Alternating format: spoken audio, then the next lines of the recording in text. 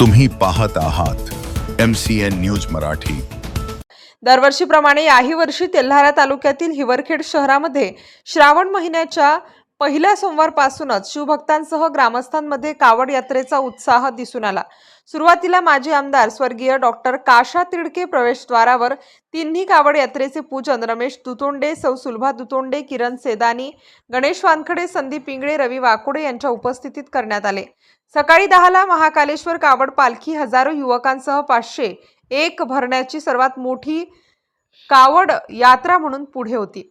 तर दुसऱ्या क्रमांकाची बारगणपुरा श्रीराम सेनेची भव्य रामाची मूर्ती पिंड मानवी हनुमानासह 301 भरण्यांची कावड यात्रेने नागरिकांचे लक्ष वेधून घेतले।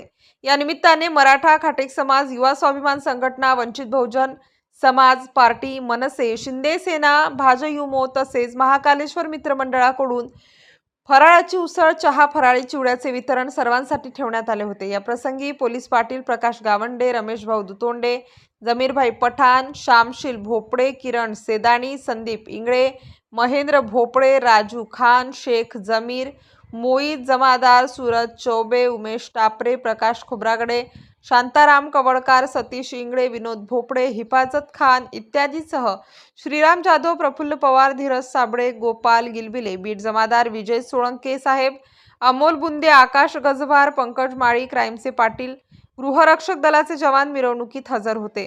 MCN न्यूज मराठी करिता बाळासाहेब नेरकर, हिवरखेड।